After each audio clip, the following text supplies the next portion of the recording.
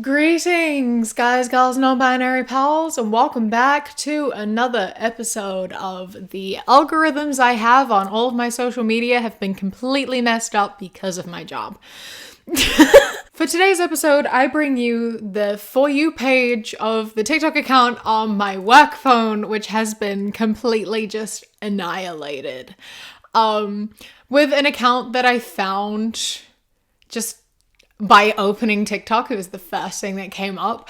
That is just an account that posts clips of just conservative debates and moments and stuff. So they have clips of Ben Shapiro speeches, Michael Knowles speeches, and then they also have just clips of leftists just talking and then just inserting memes and GIFs and things every 5 seconds. And it's so annoying. But, it was the first thing on my For You page when I opened my phone, so it felt like a sign. So that's what we're talking about today. You're so welcome. But before we get into it, I would like to let you know that today's video is sponsored by Geology, and I will tell you a bit more about them later on. And I would also like to say thank you to today's patron of the day, Abigail. Thank you so much for all of your support. I appreciate you greatly. And if anyone else would like to become a patron, you can go to patreon.com/savvycat or click the top link in the description. All right, let's get into the fun. Should healthcare be considered a right if it saves people's lives? Healthcare is really important. Nobody can disagree with that. The question is, what happens if you call it a right? And I just have a philosophical problem with that. Rights always have corresponding duties. If I can claim a right, it means that somebody else has the duty to fulfill that right. So if I say I have a right to life, you have a duty not to take my life from me. Healthcare is a life and death issue, but if you say healthcare is a right, do you realize what you're saying at the same time is that somebody else has a duty to care for my health? Okay, well, who is that? It can't be government. Government is just people. So you tell me which person in society has a duty to become a doctor, nurse, caregiver to provide health care for me? Who is that person? And if they won't do it, do we have the right to compel them to become a doctor? I get why people talk about healthcare as a right, but if you call it a right, you have to understand you're saying someone else has a duty to become a caregiver. I want doctors that don't have to be compelled to become doctors. I want doctors to be doctors because they want to be doctors. Okay, are you going to apply this to all of the other things that are rights? Like you have the right to an attorney? Are you against publicly assigned attorneys? And also something that doesn't make a ton of sense here is that you already have the doctors. What do you mean? I want people to be doctors because they want to be doctors, not because they have to. You already have doctors. People are already becoming doctors. They just would go into a public health system. People already become doctors because they have to become doctors because, they get money. I don't quite understand. Doctors exist to help people and provide them with medical care. They already exist. They're already becoming doctors. No one's compelling them to become doctors, although there are people that become doctors because it pays well. And one would argue that that encourages people who don't want to become doctors for the wrong reasons. Whereas public healthcare more promotes doctors becoming doctors because they want to be doctors and help people, I'm really confused by your logic. I don't really understand what you're saying because a lot of people argue against, communism, socialism, etc. because they're like, well, without money as a motivation, why would anyone be a doctor? Why would anyone do anything? And it's because, as you say, people want to be doctors. People want to help people. So you're kind of proving the opposite point than what you think you are. People have the right to healthcare, yeah. And is that someone's duty? Yes, but there are always going to be people that want to help. And it's how many doctors do you think are really upset by the fact they can't help people because they have to charge them money that they don't have? I'm sure there are a lot of doctors who are uncomfortable with the idea of having to deny people treatment because they can't afford it. They're not going to be very happy about it. I'm sure they would be happy to help people who actually need help, not have to send them away. I don't get it. No, I did not come here tonight to talk about transgenderism. Not because it's not an important issue, but because I am sick of talking about it. It's all anybody ever talks about anymore. Did you ever think 10 years ago that this is what we would be talking about? in the year of our Lord 2023? What an indictment of our nation that we have decayed so much that we now have to expend all this time and all this energy attempting to discern the difference between boys and girls. No wonder people can't afford eggs. No wonder we have a collapsing economy, insecure energy, 70s-style stagflation on the horizon, and the looming prospect of World War III. So none of those things are related to trans rights other than the fact that trans people are disproportionately oppressed and find it harder to, find healthcare and jobs and have affordable housing and stuff. Other than that, that aside, I'm also sick of talking about it. And I'm sure trans people are extremely sick of talking about it, having to defend themselves all the time, having to sit here and be like, hey, I'm a person, shut the fuck up. Yeah, they're pretty tired of it. It's so wild because you're like, did you think 10 years ago that this is what we'd be talking about? No, because guess what? Trans people existed 10 years ago and you didn't give a fuck. Or I'm sure you cared, but you didn't talk about it that much. You didn't see it as that much of a pressing issue, although nothing much has changed other than now they have more visibility. Trans people have always existed. They've always just gone about their lives and lived their lives. I don't know why now you care so much. It's never affected you in the past. So please just get over it. I don't want to sit here and talk about it. I'm also absolutely so sick of everywhere I go seeing you and everyone else at the Daily Wire and all these other conservatives sitting here and yelling about trans people, saying the same thing over and over and over again because you refuse to see them as people. I promise that I am more sick of it than you are. And I promise that the people who are sick of it the most are trans people. Yeah? You are affected the least here. You need to just shut the fuck up. You can absolutely stop talking about it. Please stop talking about it. Never talk about it ever again. Just shut up. Shut up. Stop talking about it. I beg you to stop talking about it. Cow achievement. Trans women can indeed lactate.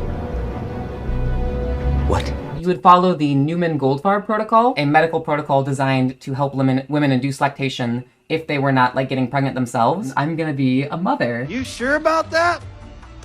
You sure about that? That's in the works, in the process. And part of that process is that I am working to induce lactation to be able to breastfeed our youngest child.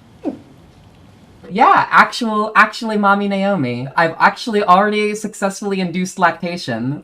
I can actually make milk now. Which has been a very interesting and very cool experience. It's very biologically affirming too, which is something that's gatekept from trans women, so difficult.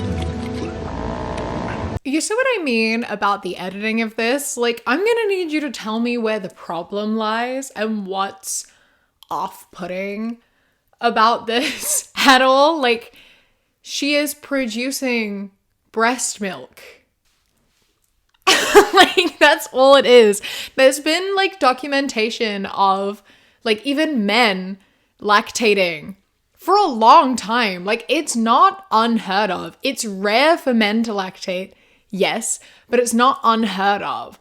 So if you have a biologically male body, we have known for a very long time that it is possible to lactate. So I think it's really cool that they have started applying this and using hormone therapy and whatnot to help trans women and non-binary parents produce breast milk to feed their babies. I think that's really, really cool. And I don't know how you can look at that and think that it's gross. It's literally a biological function. And yes, she needed some aid in getting that process started, but it is a process in a medical practice that was created for cis women who struggled to produce their own milk.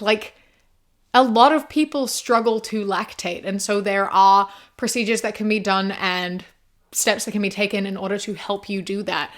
And so they're using a practice that is used for cis women just for trans women, and it's it's the same thing. It's just food for a baby. You're just helping yourself create that so you can have an intimate parental time and thing with your baby. I don't know why you think that's so gross. It's literally milk. Like, get over it. The editing of a lot of these things is always just like, it feels like a middle-aged person trying to be like 16 and they think it's funny, but they haven't actually watched a YouTube video for the past 10 years. It's always so jarring and unfunny. Just like, it's overdone. Please calm down. Pull it back. Just like pull it back a bit, please. Sex and procreation are two different things. Right, but when somebody has sex, when sex somebody can bring life into the world.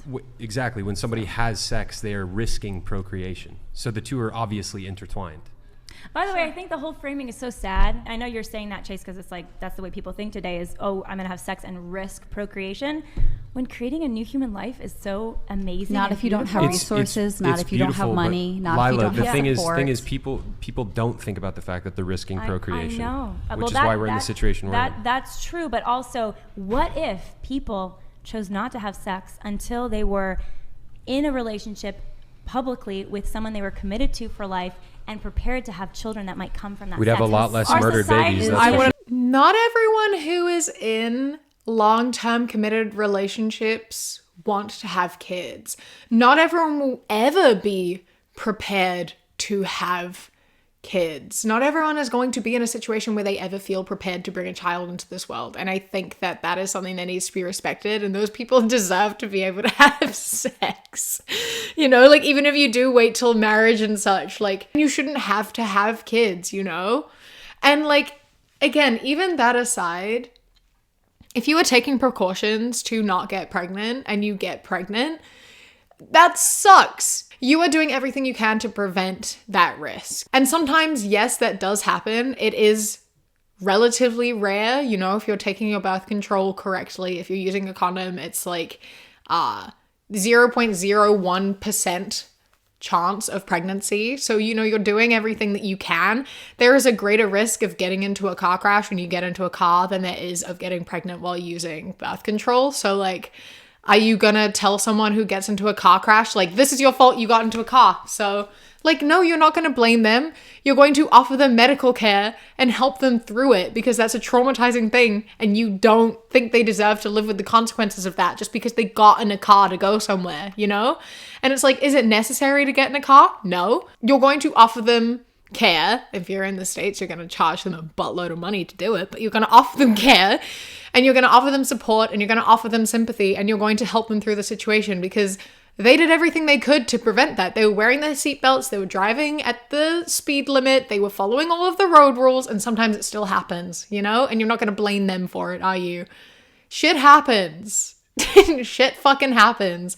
And you should be able to access the care that you need in order to, you know, be the safest and the healthiest you can be when shit happens. And having a baby when you're not ready for a baby not only has negative consequences and impacts you negatively, but it also does for that child too. And are you going to provide it with care once it is born?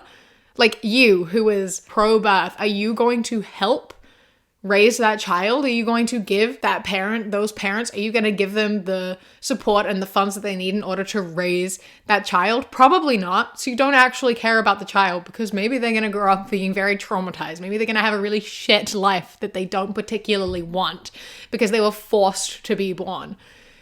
Like, you are looking at this through the lens of your own views and your own life and your own privileges, and you're not taking into account other people and how other people's lives are affected and like the consequences and the impact it may have on their children. Now, before we carry on, I do want to take a moment to tell you about today's sponsor, Geology. Geology is a 22-time award-winning skin, hair, and body care company. Geology creates simple and effective skin and hair care routines that are catered just for you with ingredients that work.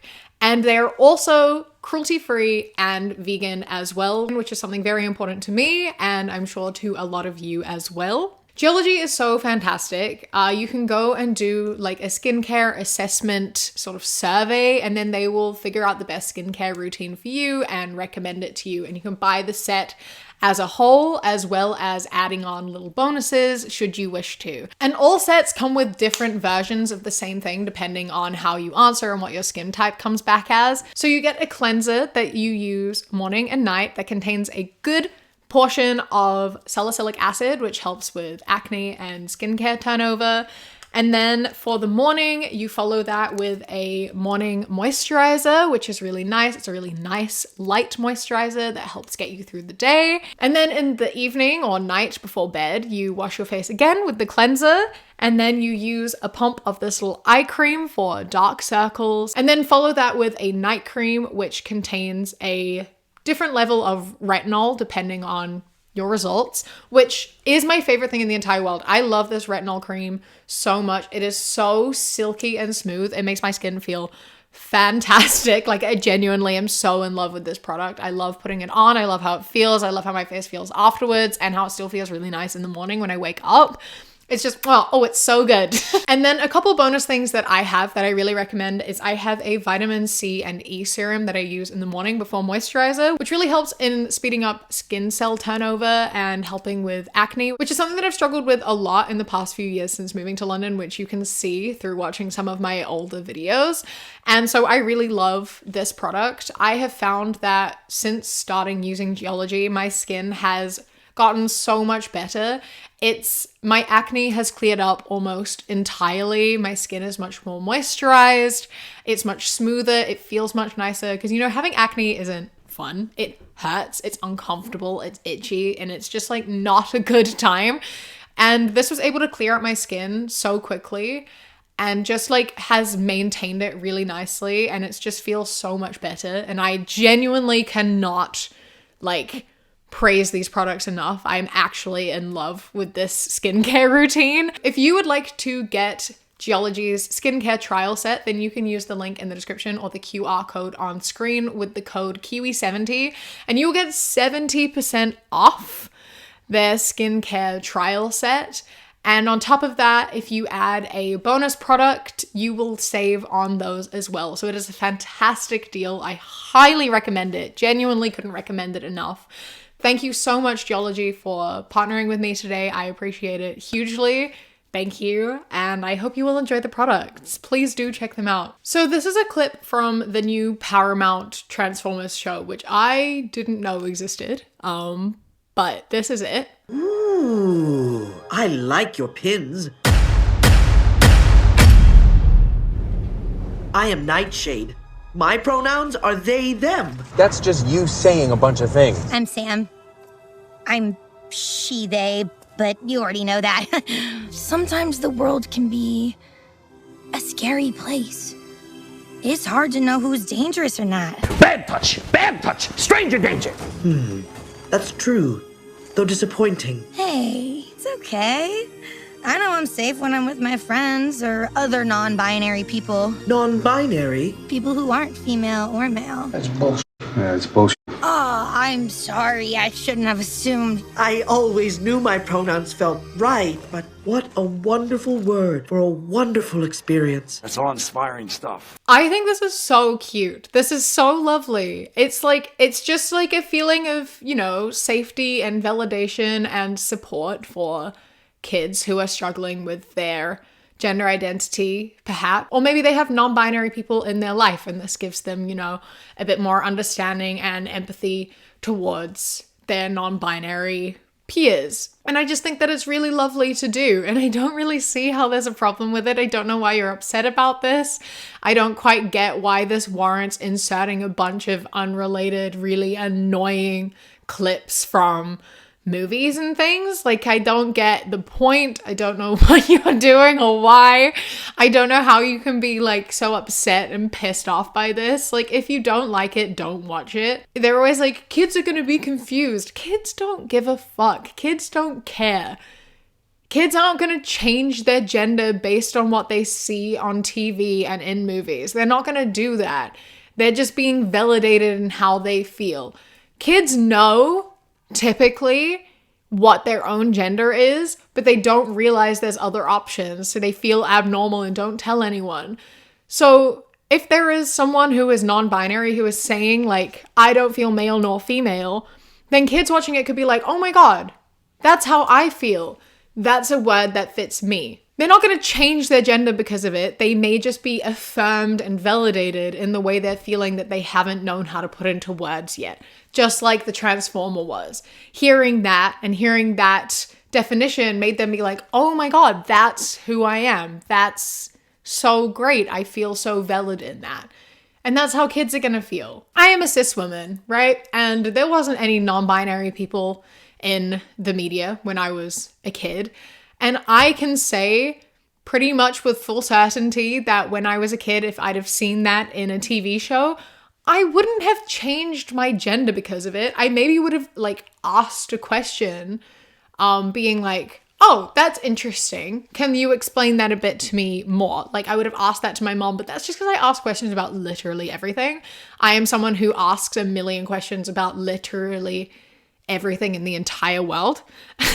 So like I potentially would have asked a question, but I wouldn't have like gone much further than that. I wouldn't have cared. It wouldn't have been like a judgmental question. It's just more comes from me wanting to know everything and have a full understanding of everything in the world, you know? Seeing trans representation, seeing queer representation, it's not changing anyone's gender, it's not changing anyone's sexuality, it is just telling them that they exist. And I think that is lovely and it's very comforting, and I'm really happy for non-binary kids that they have this and feel more comfortable within themselves and their genders or lack thereof. Sam Smith, he, they, them, she, whatever he currently calls himself, she does, they Yes. whatever they... You see, I can't call one person they. I have a problem with that. There's only one of them. Because you can't get your head around it. They can't either because they keep changing incorrect. their minds what they are. No, it's not their problem. It's your problem. Well, if I said my pronoun was hottest man alive, if that was my genuine pronoun, would you feel obliged to call me that every day? Hey, hottest man alive? No, you wouldn't, would you? No. So, in other words, it all depends who decides what they want to be called. Why do we have to call Sam Smith they? Because we're respecting their So why don't you respect choice. me? That's my choice. When do I have to it's call my you? choice. When do I have to call you? I want to be called hottest man alive. Hottest man alive. Yes, all the time. That is my choice, and I demand you respect it. He's obviously confused. I'm not sure he would agree with you as defining him as confused. He wouldn't, obviously. He? What do you mean he? Them, they, Hey, Paula, she. hang on. You just misgendered Sam Smith. This is so annoying. Oh my God. This is so annoying. I love the just like, yeah, you'll have to come in and call me hottest man alive. Hi, hottest man alive. Do you know how pronouns work? I'm not going to walk up to you. You want me to walk up to you and just being like, hi, he. Hottest man alive is your pronoun. No one's calling you that to your face. That's the thing with pronouns, is you don't typically use pronouns to someone's face. Hottest man alive doesn't really work as a pronoun because it's really long, firstly. And it doesn't really flow well in conversation. You know what I mean? It's not a pronoun. It's a statement. I don't know how you're like, oh, well, my pronoun is hottest man alive. Because if they is valid, so is they is a pronoun. They was created as a pronoun. Even all the neopronouns and things, those were created as pronouns. Those exist as pronouns. And you aren't using them to people's faces. It is very, very rare where you talk to someone in third person. So what she was trying to ask of when would I call you that was very valid. You just wouldn't let her speak or get a word in edgeways. When is she gonna call you that? When does she ever use pronouns for you to your face? Very rarely. She's not gonna be like, hi, he. Like, that's not how people talk. That's just not how people talk. If you want to use pronouns, when you use pronouns for yourself, it's like when you answer the phone, right? They're like, hi, can I speak to Savannah? And I'm like, this is she. I don't typically say that, but a lot of people do, you know? You could use it then. Hi, is this Piers? This is hottest man alive. Like, you could do it, but people might be like, that's an interesting statement to start a phone call with, but go off, you know? Like, you can do it, but you probably don't want to. I feel like you'd probably get sick of it very quickly. But, you know, whatever floats your boat, man. I don't care. You've referred to people with a capacity for pregnancy. Would that be women? Many women, cis women, have the capacity for pregnancy. Many cis women do not have the capacity for pregnancy. There are also trans men who are capable of pregnancy, as well as non-binary people who are capable of pregnancy. I want to recognize that your line of questioning is transphobic, and it opens up trans people to violence. Wow, you're saying that I'm opening up people to violence by asking whether or not women are the folks who can have pregnancies? Because denying that trans people exist and pretending not to know that they exist I'm is denying that dangerous. trans people exist by asking Are you? if you're talking about women having pregnancies. Do you believe that men can get pregnant? No, I don't think women can get So you are pregnant. denying that trans people exist? And that leads to violence? Is this how you run your classroom? Are students allowed to question you? Or are they Absolutely. also treated like this, where No, they're they're told allowed that to they're question opening up people to violence? We have a good by time in my questioning? class. You should join. Oh, I bet. You might learn a lot. Wow, I would learn a lot. I've learned a lot I just in this know, exchange. absolutely. Extraordinary. Astounding. She sounds like a great teacher. Just, teaching our kids that different types of people exist because, different types of people do exist. And yeah, denying trans people exist does open doors for violence because people feel justified in their violence if they disagree with things. Just the other day, there was an instance where an old cis woman was beaten up and put in a dumpster by some men because they thought she was trans. Like, one, she wasn't even trans, and two, these men just decided that her being trans was justification to beat her up. And the thing is that a lot of these people would not have given a single fuck before this, war on trans people started. Because people like violence, and people like justifying their violence, and they see a group of people who is being particularly targeted in the media and a group of people that is being targeted by a large amount of people, and they're going to take advantage of that, and they're going to beat people up, and they're going to be violent and commit acts of hatred towards these people because they feel like they can get away with it. They feel like their violence and their actions are justified because a lot of people agree with them. People are promoting it by being like, yeah, these people do deserve to be hurt. These people don't deserve the same rights as everyone. So they convince themselves that they're doing people a favor. They convince themselves that what they're doing is good because it gives them an excuse to be disgusting people. It does increase the rate of violence. It does increase the rate of hate crimes because people are being justified in their beliefs and their actions, and there are less consequences. So you are inviting violence towards trans people by sitting there and saying that they don't exist. You have to accept and acknowledge that your words and your actions and your statements, all of that, they all have consequences. And a lot of what you're preaching, a lot of what you're pushing has consequences, and those consequences are that a lot of people are hurt, and not just physically from other people. A lot of people end up hurting themselves because of what you're saying. A lot of people end up hurt because of what you're saying. People end up homeless because of what you're saying. You are having extremely negative impacts on so many people, and they love to sit here and be like, my words don't hurt, I'm not committing acts of violence. I'm like, no, but you're encouraging it.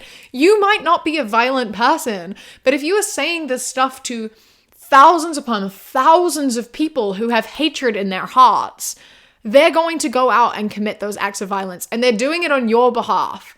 Whether you want to take responsibility or not is a different thing, but they are doing it on your behalf. You are encouraging them to do this. You aren't discouraging them from doing it, that's for sure. They are doing it because you are giving them the power to do it. So it is on you. Words do hurt because words have consequences. Words often have physical consequences to them.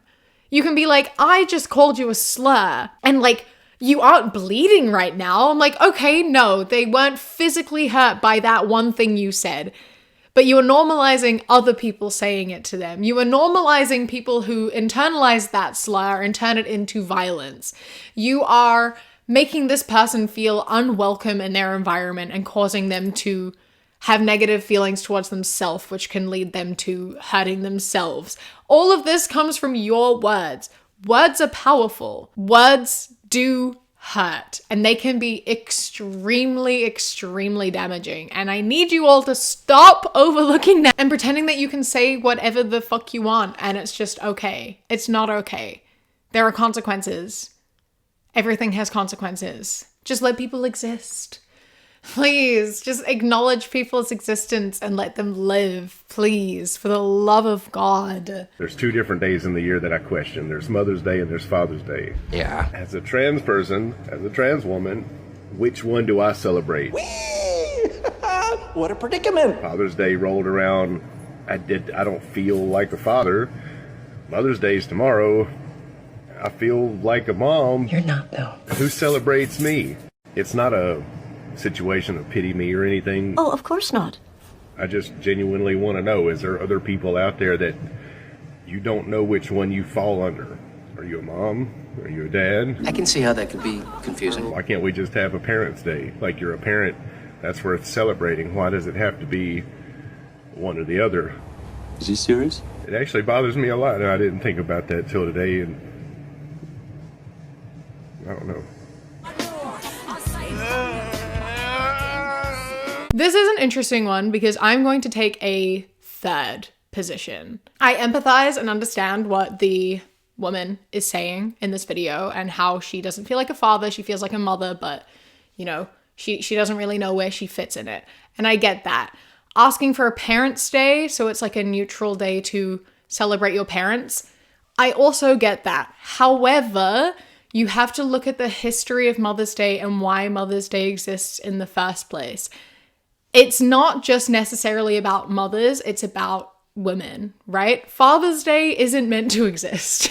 Father's Day is a consumerism day. Father's Day is a day that was created because men can't stand the idea of themselves not having something about them. Mothers got a day, so why don't fathers get a day? That's because every day is Father's Day. Every day is man's day, you know? Like, that's where it comes from. Mother's Day was there as a day to appreciate all that mothers do. It's because women are overlooked, mothers are overlooked and mistreated, and so there was a day that was created to celebrate your mother. Father's Day came way afterwards. My auntie has a PhD in like feminist history. Her entire job is like writing about women, and so she knows everything. She knows a lot about this sort of stuff. And so in her house, they don't even celebrate Father's Day because she thinks it's the stupidest, most ridiculous made-up holiday ever. So they don't even celebrate it in their house. And I think that's totally valid. Mother's Day is about women. Father's Day isn't real. Like, I'm sorry, but that is what it is. So I understand wanting to have Parents' Day to celebrate your parents, but that should be every day. You know what I mean? Like, you can pick any day and just celebrate your parents whenever you want. You don't have to have a day that is dedicated to that, you know? Like, Mother's Day has, like, historical meaning and is, like, an important historical day. So that's why it is important. I guess the way to change it would be, like, marginalized Parents' Day.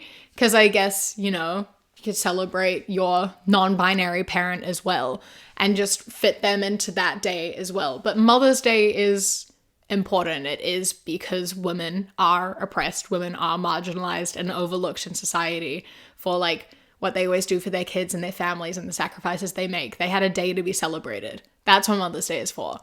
So it having Parents' Day for everyone kind of takes away from the historical importance of Mother's Day. Yeah, you know? And I would say if you're a trans woman, you absolutely can celebrate Mother's Day. And I know that you might not feel like a mom, and I'm really sorry that you don't feel completely comfortable with that label because maybe you transitioned later in life, or you've been called dad your kid's entire life, and so, you know, you feel wrong being on Mother's Day. Like, I get that. I empathize with that. I understand that.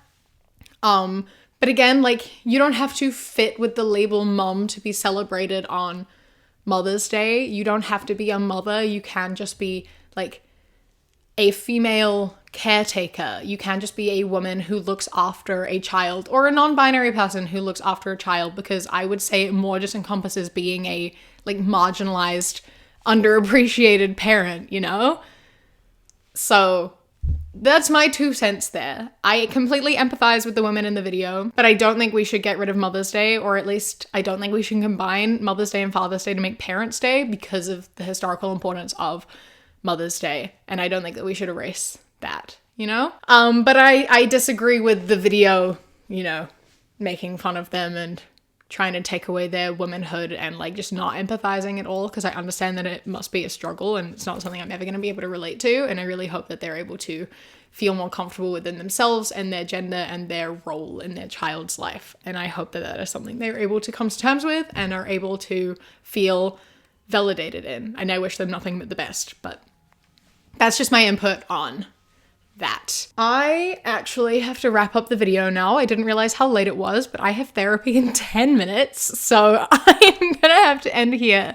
So I hope that you enjoyed this little mess of a video. Yeah, don't forget to hit like and subscribe and comment and all that fun, good stuff. A massive thank you to my Sprout and Above patrons whose names are up on the screen right now. And a huge thank you to my Kiwi Cat patrons.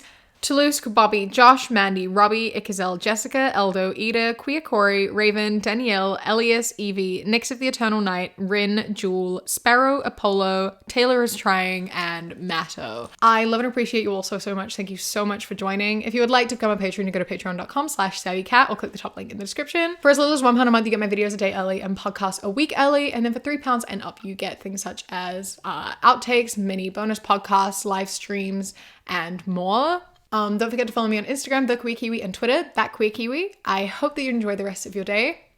Stay safe. Keep fighting. I love you. Mwah.